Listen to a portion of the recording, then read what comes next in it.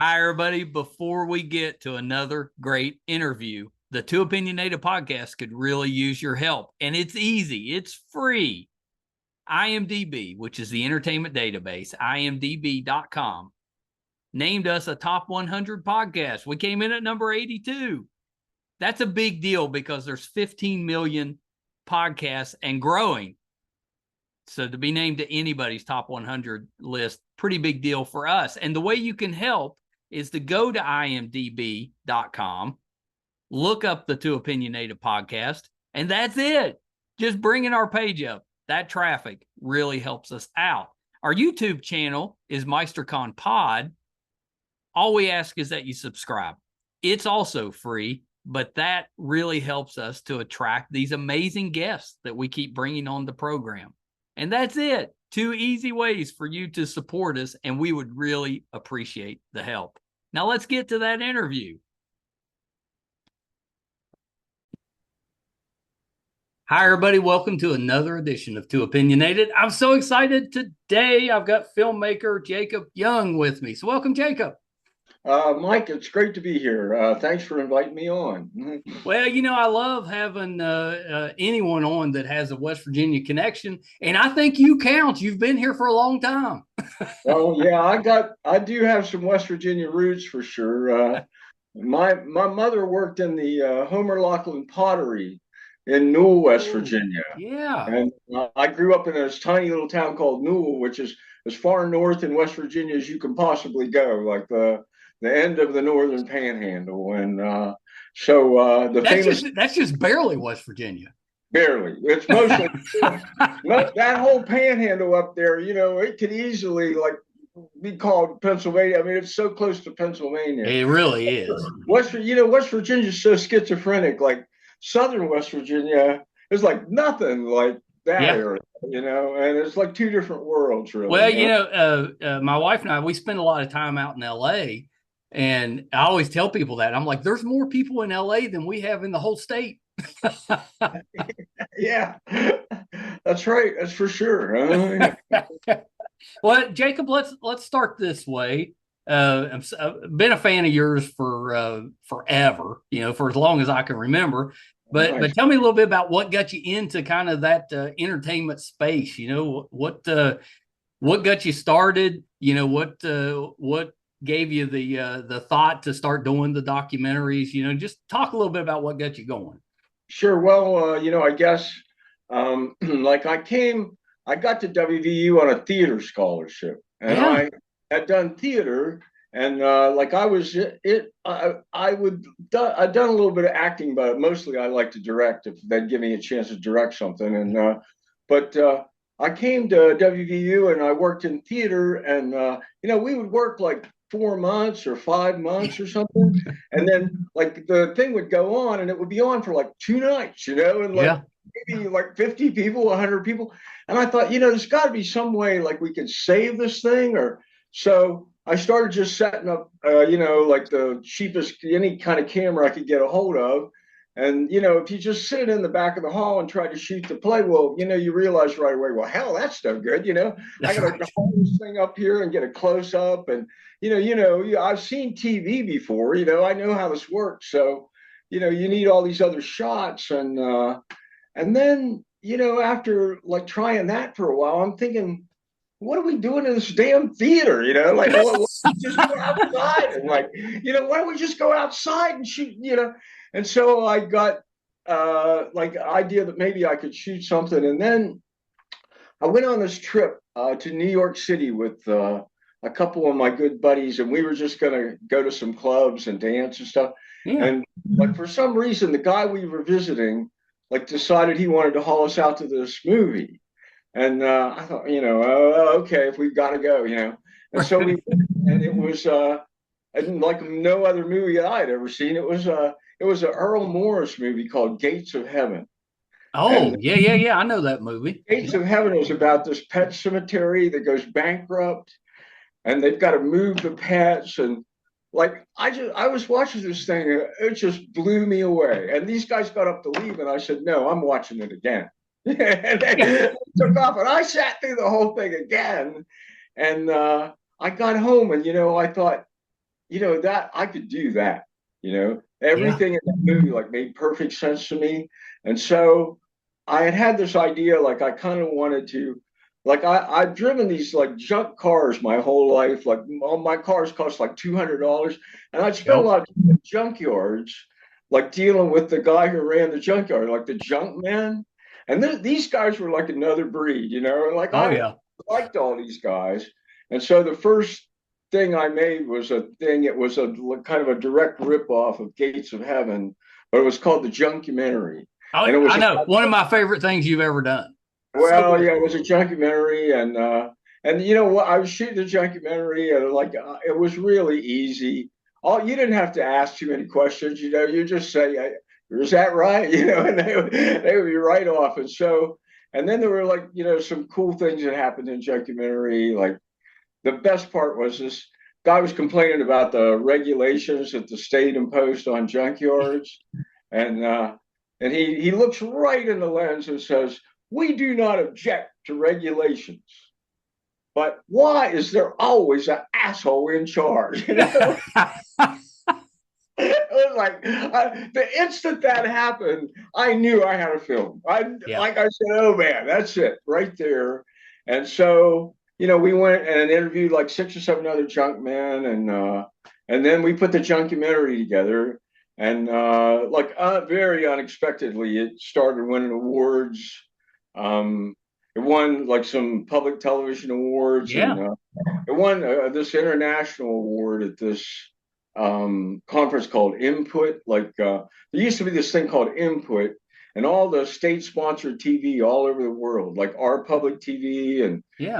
Japanese public TV and German public TV, like they would all pick their best shows and send them to this conference. And I don't know exactly how, but Junkumentary got picked to go to this conference, and Amazing. it just became kind Where of. where was the conference at? Where was it out of? I think I've been to 3 or 4 of these things, but I think that one was in. It was in Spain. It was in. Yeah. God, it Did you was in, get to go out? yeah. They sent me. It was in Granada, Spain. Is where it Oh, was. Uh-huh. awesome. It was in Granada, and it was unbelievable, just unbelievable, really. Like the mayor of Granada like came to the conference, and he said, we give you the keys to the city, and they put us on this bus, and they took us up to the Alhambra, which is this huge ancient fortress, and Yeah. nobody's allowed in there at night. And they threw open the gates and had torches, and like we were walking around in this ancient place That's at night amazing. with these torches, and it was like it was brand new. Like you couldn't see any of the imperfections or the crumbling masonry, and it was just unbelievable stuff happened there. Anyway, at this conference, the Junkumentary like won some audience award, Yep. and and then I came back, and then like all the public television stations in the country like had heard about this thing or read about it. And so the Junkumentary aired on almost every public TV station in the country. But like the trouble was like the distribution of my shows has always been horrible and crazy. And like it would be on like in October in like Wisconsin someplace, and then 2 months later it would be on in Maine. And You're like right. you can't publicize. I didn't know. Like most of the time when my shows are airing, I don't even know they're airing. Yeah. Yeah. It, it's Yeah, that has chaos. to be a little bit frustrating on the marketing side. Well, it's like the marketing of my shows has always been a total disaster.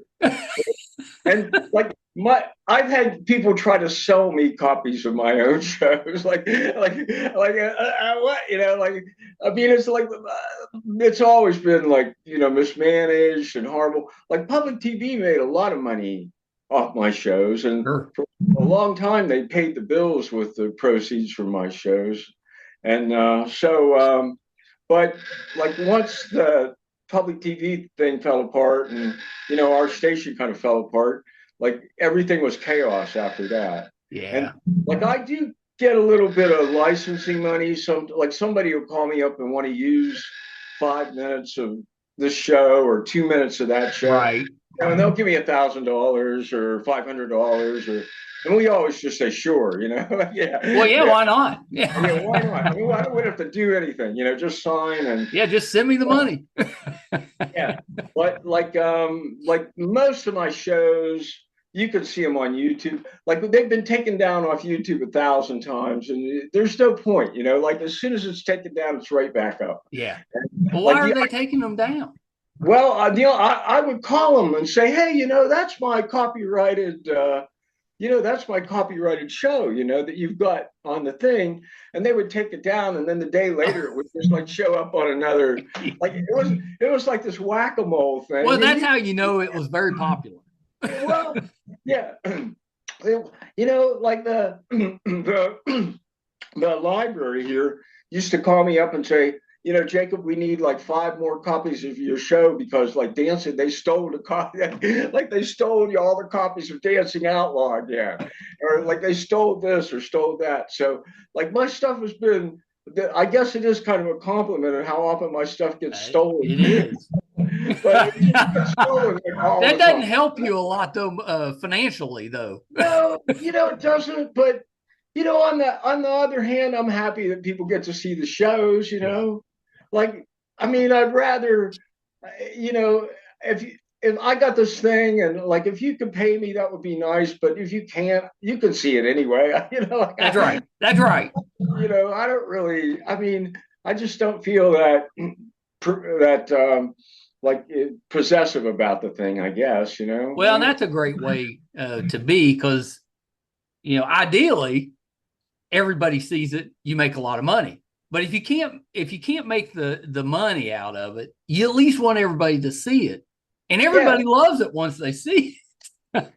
Usually, usually my shows are pretty easy to watch. They should be fun, and like I mean, if you're gonna come watch my show, I don't want to torture you, like I don't want to put you like some horrible, like sort of like mind changing experience or anything. I mean, like I'd rather, here's what I think is funny about this: relax for half an hour, have a good time. I hope you feel better when this thing is over.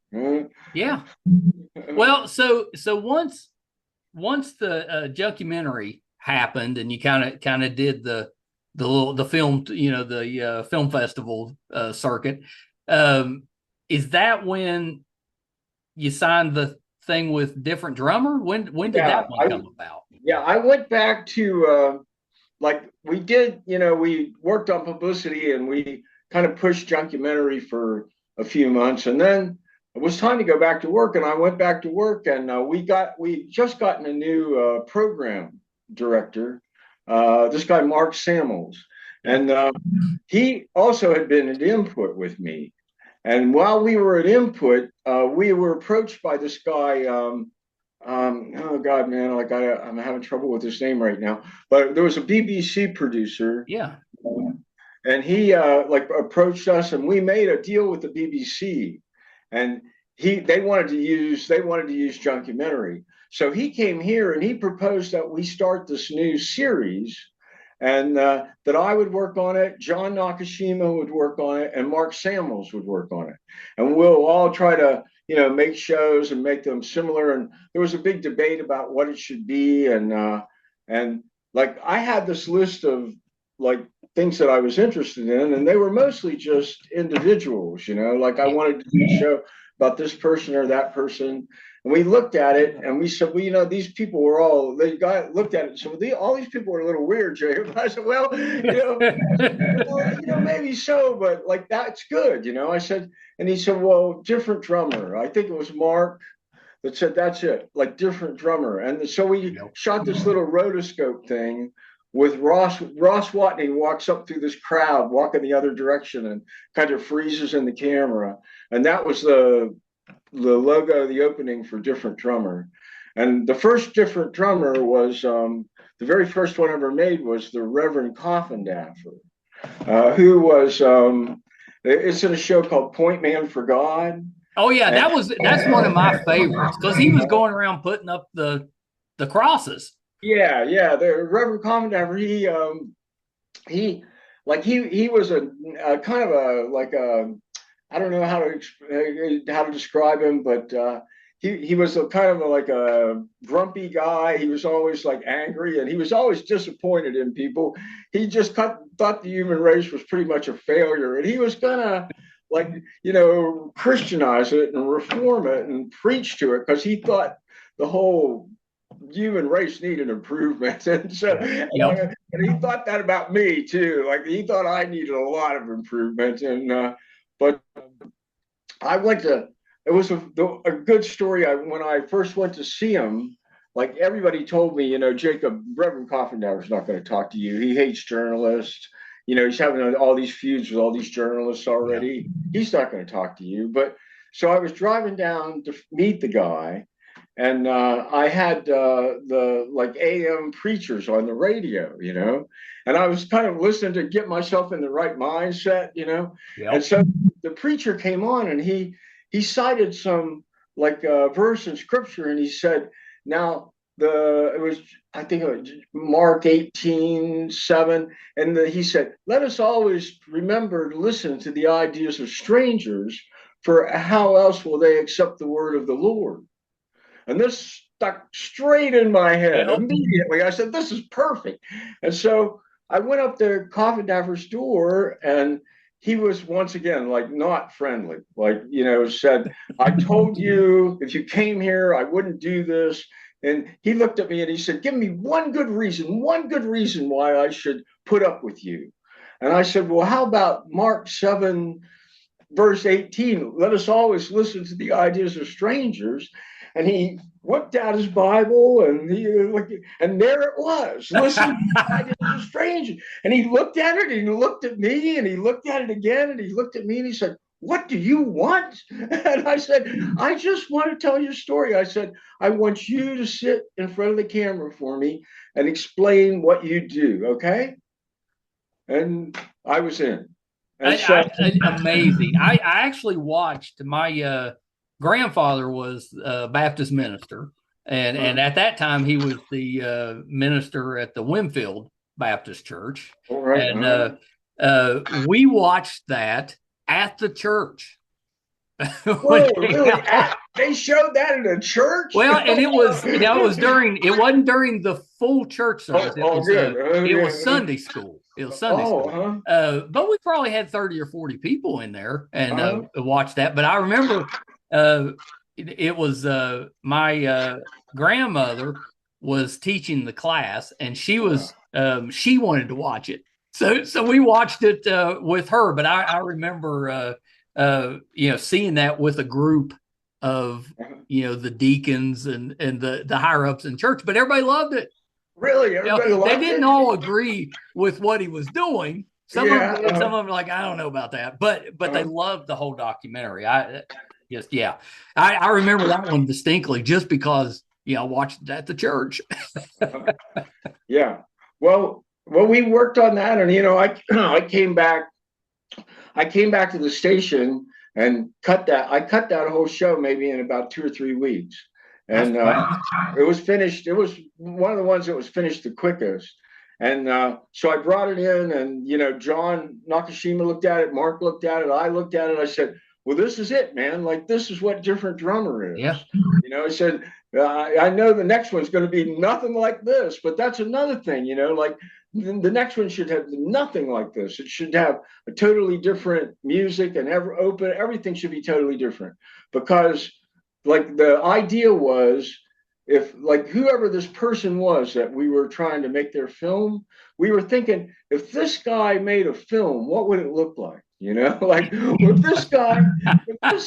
So you try to do it from his point of view. Yeah, his thinking, and what kind of music would he use, and like what kind and just so like, every decision that we had, we would think, well, like, what if Jesco was like cutting this thing? Would that be it? Oh, that would definitely be it. So, like it was just like we tried to like sort of form every film to like totally reflect the person. Like, so all the elements in it would be like all pointing in one direction. They would all be aligned, Well, and I think that's why the show was so great, because it just flowed, but you knew every episode you were going to get something unique. Yeah, that's true. I mean, you never really knew what you were in That's for. right. It could be something pretty horrible, like or something, but you never knew. Well, I know my mother, she's always been a big PBS supporter, but her favorite episode was the one with about Dolores. She loved Dolores, that. amazing, yeah, amazing Yeah, because Dolores. she just thought it was just she just thought she was such a character. She just loved the whole thing. Yeah, I mean Dolores was impossible to ignore. If you Yeah. the wild thing was the best way to meet Dolores was to go to her rock and roll show, and when you didn't really know, like it would just say "Amazing Dolores," and you would think, "Is that the name of the band or what? What Nope. is it?" And so you would show up and it would be Dolores, and it was whoa, whoa, Yeah, she was whoa. rocking out. Yeah.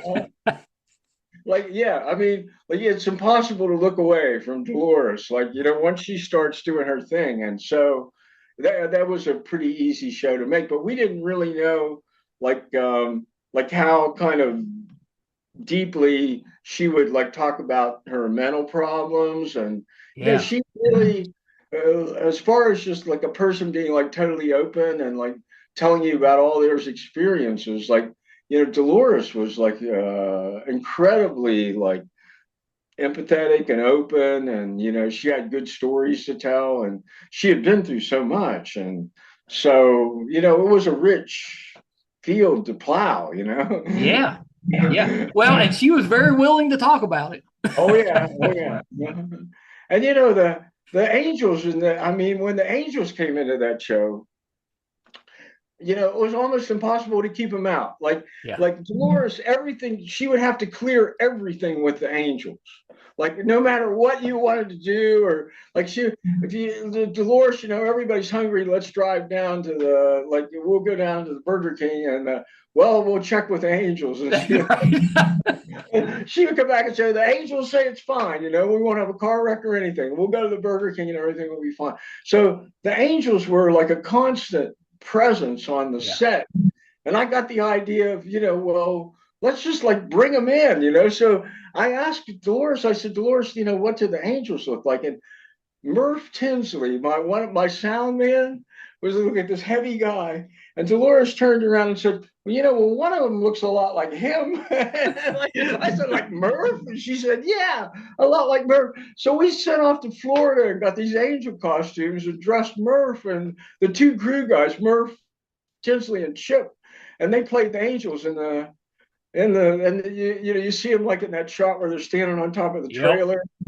And but the angels were sort of an integral part of you just had to deal with that. Well, yeah, because you never knew exactly which direction she was going to go. No. There's a great story about how they had Dolores set up to co-host a really popular talk show in New York City. Yeah. It was one of the late nights, and she was going to co-host for 2 nights. And so Dolores went to the airport, and she was ready to get on the airplane, and the angels told her that the plane was going to crash. And she refused. She just refused to get on the plane. And Michael Lipton was up in New York, waiting on the other end, for her to come. And the plane shows up and no Dolores. So Michael calls up. I'm there on the other end with Dolores, and Michael calls up Dolores and says, Dolores, why didn't you get on the plane? You had tickets. Everybody's waiting for you. She said, well, Michael, the angel said that plane was going to crash. And Michael says, but Dolores, the plane just landed. It's okay. And she said, yes, and I saved all those people's lives. I'm guessing she never hosted the show. No. It never was, it just never came to be. That's hilarious. But that's how, that's a big factor. That's what you had to deal with, Yeah. nothing was going to go down unless the angels were okay with it. Love that. I love that. Well, and probably your most well-known one's the Dancing Outlaw Yeah. with Jesco. How did that idea, how did that story come about? Oh boy. Well, we I had seen a friend of mine, Ross Watney, very long time ago. I mean, this was maybe back in this was even before I got to public TV, Yeah. but he made a show about Town, the boys' reformatory in Yeah. Town, and the name of the show was Not Doing No Harm. And it opened up with a 16-year-old Jesco White, like dancing in front of Town and he's made up this little song like this. You call it a rap now, but like back then, but like it was a song and dance, and it was about how he got arrested. He was about how Jesco got arrested and was sent to Town, and like I wish I could remember the lyrics. And well, he was unique with his lyrics, that's for sure.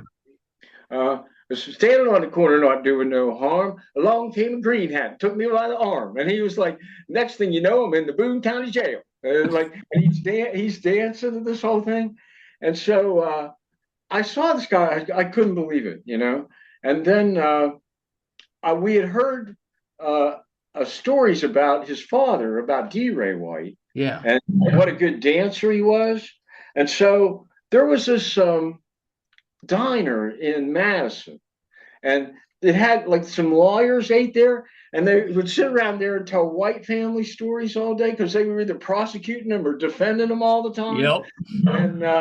And so I went down there and like went into this place, and there were a couple of lawyers there, and I said, I'd like to track down D. Ray White. I'd like to shoot him dancing. And they said, oh, they got this hang dog look on their face and say, oh, D. Ray, he got killed. He got killed like 2 years ago, and this horrible thing happened, and they were all real sad about it. Yeah. And I said, well, thanks for letting me know anyway. And I was walking out of the place, and one of them turned around and said, but you ought to look up Jesco, his number one son. Why, he's a learning to dance. I had it stuck in my head. And then this guy, one of our interns, was like traveling in southern West Virginia, and he had a little VHS camera, and he came across Jesco at this rest stop and shot a little bit of Jesco dancing on this picnic table. Yeah. And so we were putting this list of different drummers together, and I thought, oh, this guy Jesco White, man, like absolutely, if he's learning, he's following his father's footsteps and all this. So I went, and finally, it was hard to find him, but eventually I found Norma Jean. Like Jesco had gone into the woods, but Norma Jean was there home at the trailer. So the very first interview we ever did of Jesco was Norma Jean sitting by that spool. She's got a utility wire spool sitting next to her there, and a folding chair. And that was the very first stuff that was ever shot for Jesco. And I remember this guy, my sound man at the time, was John Samples, and I was trying to interview Norma Jean, and he kept pulling on my shirt and said, Jacob, he said, nobody in the world cares anything about this man except you. He said, he kept trying to talk me out of shooting this thing, and he said, this is crazy, man. He said, let's go back to town and try something else. And I said, no, man, just wait a second here, Yeah. And so I just tried to finish, and we shot Norma Jean, and then we went back out a couple more times before we ever found Jesco.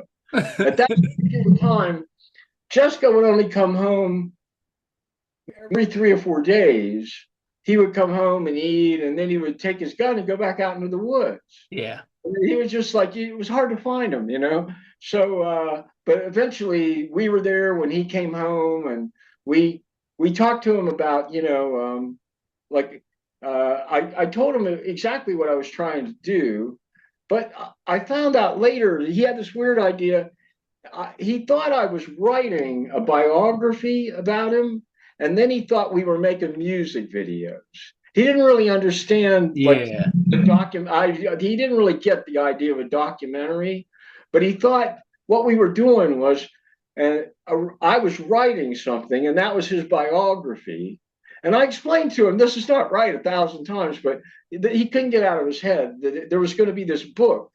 And then he was going to be like on MTV, like he was going to have, a music video on MTV. And that's why we were doing all the camera stuff. Yeah. And so we worked probably 6-8 months. We got run off a few times. Like Jesco was a little crazy, Oh, yeah. And like one time he told me that Elvis had told him that I was ripping him off. And he put a gun in my face and said, Elvis said you was ripping me off, And so I said, well, wait a minute, Jesco. And I just went to the truck, and there were like 20 or 30 blank tapes in the truck. Yeah. And I just picked them all up. And I took them on my arms, and I said, here, Jesco, here's your TV show. And I just dumped them at his feet. And I said, you want to make a TV show? Pick them up and put them back in the truck. You don't want a TV show? Just throw them in the creek. And he said, oh, no. And he started picking up the tapes and like putting them all back in the truck. And he said, I'm sorry. And then another time he ran us off, and it was really funny. Like John Samples was driving the van going out, and I had the window down, and Jesco was apologizing for chasing me off, and he was like chasing us down the road. Hey, I'm sorry, I don't. And I said, John, slow down, stop. He said, no, man, we're out of here. And John's like driving up the dirt road, and Jesco's like chasing me, going, Jake, come back. And so there was all this weird. Well, but even with all that, you eventually got it shot. Yeah, eventually we got it shot. Yeah, we just had to keep going back. Like things would boil over, and then I'd just give it a couple weeks, for like him to calm down, and then I always was welcome back there because I always took groceries. Like, well, I never went back in there that I didn't have like a can of coffee and a couple loaves of bread, and so they were always happy to see me. Like Mamie and the whole gang, or they knew like it was good because they were going to have something in the kitchen for. That's right, they're going to have a little food. Yeah. So do you like over the years, have you kept up with any of these that you did segments on? Not a lot. A few people. I mean, most of them have passed away now. I hear tales of Jesco, like. The last he pops up every once in a while, I think. Well, I got a flyer that said you could camp in Jesco's backyard for $50. Like it was like a Jesco Fest thing going on, and like I got a flyer in the mail. I guess like Jesco knew I don't know who sent it, really, honestly. Yeah. But I understand he's like he lives in Johnson City, Tennessee now, or somewhere around there. Yeah. Norma Jean passed away. I can tell you a real interesting story about when Norma Jean passed away. But when Norma Jean passed away, we found that there was a film made called White Lightning, and it was made about Jesco and Norma Jean. And Carrie Fisher plays Norma Jean in this film. Really? Yes. Oh, I know this movie. I know White Lightning. Yeah. I've just forgotten the connection over time. Well, yeah, Carrie Fisher, and so we went. Norma Jean was very sick, and we went to, and we went in, and we were talking, and she said, well, has my live movie been made yet? Has our movie been made? And I said, yes, Norma Jean, there has been a movie made. And do you know who plays you in the movie? And she said, no, who? And I said, it was Carrie Fisher. It was Princess Leia. Her eyes got so big. And she said, Princess Leia played me in the movie. And I said, that's right, Norma Jean. It was true, Amazing. And she got this like wonderful smile on her face. And I think she passed the next day. Really? That close? But it was like, it was this like sort of like little miracle bit of news, like, just at the very, very end for her. Amazing. Yeah, I love that. I love that. Because, you know, as West Virginians, we kind of just adopted them. You know, we like the whole state was rooting for them. Yeah. Well, yeah. Yeah, I wanted to mention a few of the other ones that I really liked. I liked Fleabag. Thought that one was really good. Frankie Veltri was great. It was really fun working with Frankie Veltri. He was like so funny. Frankie Veltri, the only firearm I ever had, Frankie Veltri gave to me. He said, Oh, really?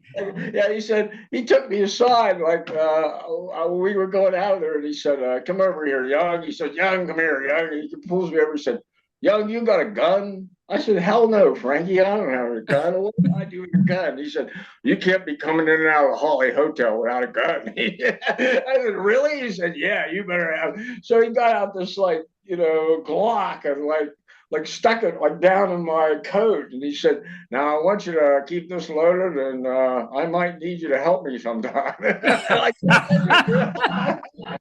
said, are you kidding me, Frankie? He said, no, I'm not kidding you. So I was pretty freaked out, but I just like took it home and like put it in the darkest, deepest closet I had and tried to forget about it. And I was hoping that I would never have to, like Frankie would never call me up until we had to go do something. Like, what did he call? No, he never called me up. You dodged that bullet. Yeah. But, Frankie was kind of like mob connected, like in his earlier years, but Frankie had kind of recovered from all that. Yeah. And there was a little allegory in that show where there's a scene in the show where Frankie is in a suit and he goes down to the pool, and there's a guy trying to get him to jump in the pool. And what that was about is like guys trying to get him to come back in the life of crime, like the old Joe, come on, Frankie, jump back in the pool with us. You'll like the money. And Frankie's sitting there on the edge of the pool saying, no, I don't do that no more. No, I'm not going in there. And he never gets wet. Like he's in the scene with a bathing suit, but he never gets wet. He goes back up to the hotel, and that's it. I love that. And he was, it was, the hotel was full of homeless, right? He was helping some homeless. Well, this was like this wasn't at the Holly. This was like a little. Oh, it wasn't at the Holly. Okay. Yeah, the downtown. Yeah, we rented a room down there, and but you're right. Like the Holly Hotel was this. I don't know. I think it was 9 stories. This huge old hotel, and Frankie lost probably about $20,000 or $30,000 a month because the place was full of homeless, and he refused to evict them. And so, and not only that, he was like feeding like probably at least half the people in the Holly. And if you see that movie, like the very first thing that happens in the movie, like Frankie Veltri's walking down the street, and all these people were hitting him up for money. And like that wasn't staged, like that was happening, like every time I walked someplace with Frankie, like we would walk down to the pool hall or something, it would cost him $300 to walk 6 blocks because he would be giving out 220s, or okay, here's $40 for your dentist, or like here's $100 for the baby. I know the baby needs new clothes, and he could not walk 50 feet down a sidewalk in Charleston without somebody hitting him up. And he kept these rolls of 20s. Like he probably had like $700 worth of 20s in his pocket at all times. Just like whip out these like rolls of 20s and like just hand out money like almost every place he went, And it made me afraid for Frankie because I thought, that down in those neighborhoods, somebody's going to put a gun in the back. How can he carry around like? Right. But, I didn't really, I wasn't taking into account Frankie either, like if anybody would have harmed a hair on Frankie's head, 1,000 people would have killed him. That's right. That's right. Frankie did have, and Frankie had protection that I didn't even really understand, at the time. Well, yeah, because he's taking care of all these people. Yeah, he was the only guy. He was the man that was taking care of all those people. And he the city offered him more and more and more money to close that hotel because they hated that hotel, and they would up the bid by like $1,000, another $100,000 or another $200,000.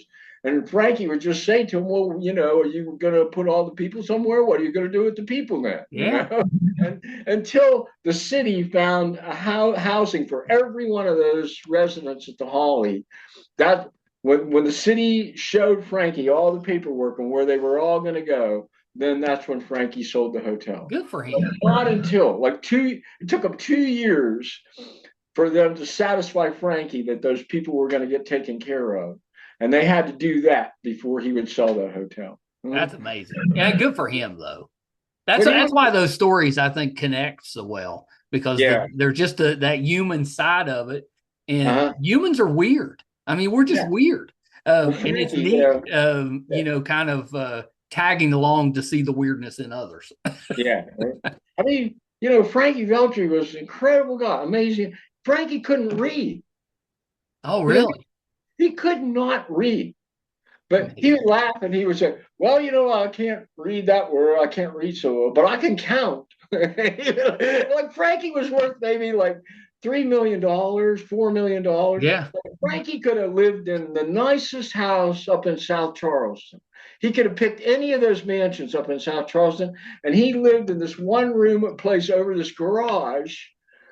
And it was what a character. He had the biggest TV I'd ever seen in the place, and he had like some champagne stands and champagne sitting around at these champagne. Frankie had his own idea of riches, like what riches ought to look like. Yeah, he was just out there enjoying his life. Yeah, but I mean, you really couldn't spend a cooler afternoon than if you would just hang out with Frankie Veltri, like the stories and the stuff he said. And, I love Frankie. I mean, if he would have called me up to go shoot somebody, I might have gone,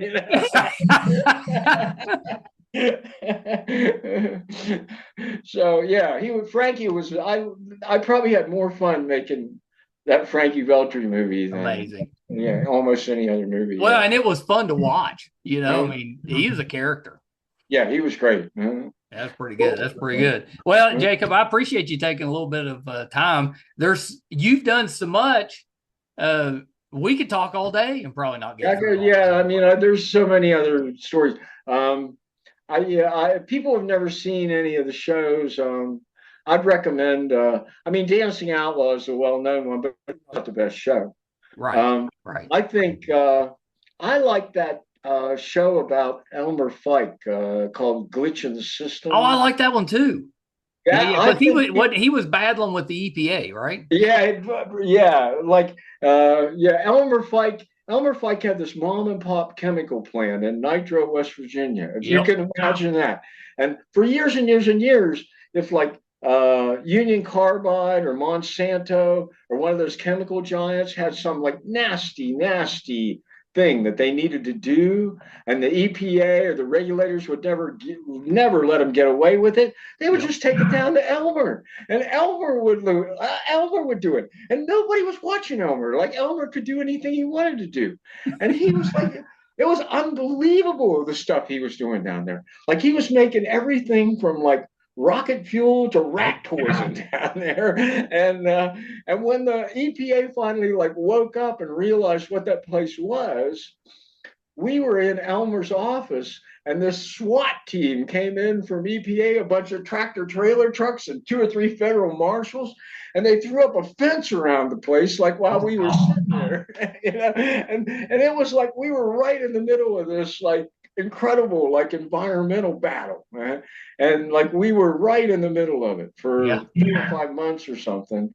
And it was just crazy stuff happened every night. And so if people get a chance, they should see this Glitch in the System. Yeah, it's really good. And I love it because I'm living in St. Albans, so I'm across the river. Well, you're still living with the after effects and probably Elmer Fike might have taken several weeks off your life. And, That's right. Yeah. Well, and we grew up hearing about that.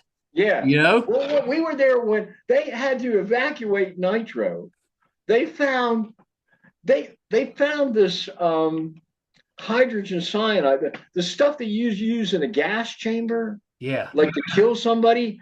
You use about 2 or 3 drops of this stuff in a gas chamber to kill somebody. Wow.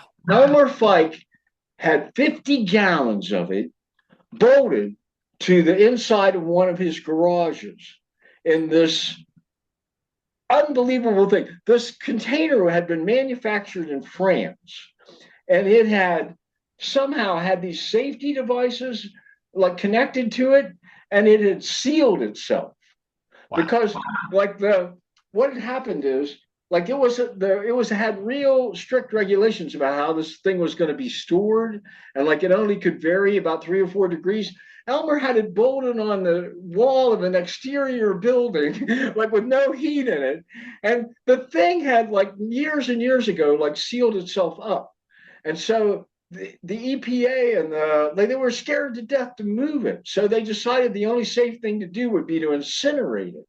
So they had to evacuate the whole town of Nitro. They set up this, like, brought in these super, like, gas incinerators, about 7 of them, and pointed them all in this one little concentrated direction. And they, like, melted this tank down and, like, to the point where it was ready to rupture and tossed it in. And they incinerated this hydrogen cyanide. But they couldn't even guarantee that some of it, like, wouldn't get released. But yeah, they were awful. Well, it was like they were scared to death to try to transport it. I'm sure. Yeah, that was the only way they felt they could get rid of it. So that was at the climax of the Elmer Fike movie. There's the incineration of the hydrogen cyanide, like at the place. Yeah. Well, I remember when that happened. It was crazy. It was crazy. That's pretty great. Well, Jacob, before we wrap up, are you currently working on anything we can keep an eye out for? Yeah, I am. I don't know how much I can talk about it, but I'm working on a kind of it's more of an epic thing than I've ever taken on before. Yeah. But in general, it's about like what the coal industry has done historically to the state of West Virginia. Yeah. And it's that's a big one. It's not going to be a real popular film in Charleston, I don't think. But we found out about some things that occurred at certain coal companies, at certain coal company stores. Yeah. And it appears that at certain times, the company stores had sunk to the point where they were actually pimping the wives and daughters of miners. Good grief. And there was a certain kind of script that was issued, like, the script like that was used to pay the miners. Yeah. But this script was a special script, and it was not given to men. It was only issued to women. And the way that they paid it back was with sexual favors. That's and awesome. The script we've actually found pieces of the script. We start to understand like how it worked, like how it was issued, who profited. But the sins of the coal industry go deeper, and they're more pernicious than you could possibly ever even imagine. Yeah. And it goes back to it's about Buffalo Creek and how our governors and how our senators have always basically belonged to the coal industry, and how, the people of West Virginia have paid for everything, and the coal industry has profited for everything, and how this there's a book by Ken Sullivan, the preeminent West Virginia historian. Yeah. And right in somewhere in Ken Sullivan's book, he talks about how wherever coal is found, anywhere in the world where coal is found, it's a curse. Yeah. To the people where it's found. And so I guess I'm going to attempt to explain like how deep that curse, like Oh, that's a big story. how horrible that curse has been, and so it gets tentacles go out in 1,000 directions, and people don't want to hear this. Yeah. You No, know, but it's important. people don't want to know this. There's so many things. There's so many things that have been kept away from the people of West Virginia. There's so much information has been swept under the rug by the coal industry. From the very beginning of our educational system, it was largely shaped by the coal industry. Yeah. And there are lots of examples we'll show about how, we should have been told about this and we should have been told about that, Well, when you get that one ready, you got to come back. Well, yeah, I'll come back and we'll talk about it. Maybe we can like get a few people come out to premiere. This thing is not going to get cooked up overnight. Yeah, like we're working. This is going to be a year or two from now, I think, before we have anything cut. We're still doing interviews. We recently talked to one of the survivors of the Sago, a daughter of one of the men who was killed in the Sago disaster. Yeah. And she was telling me how even today, and even at Sago and even at Big Branch, the coal industry is trying to still, when one of these things happen, as far as the coal industry is concerned, this is an act of God. Yeah. As far as the coal industry was concerned, Buffalo Creek was an act of God. Right. Well, God didn't build that slurry dam at the top of that. That's right. Unless I'm mistaken, I don't think God built that. I think Pittston Coal built that slurry dam. Yep. But if this can be classified somehow as an act of God, then the coal company's not really responsible. Well, that's right.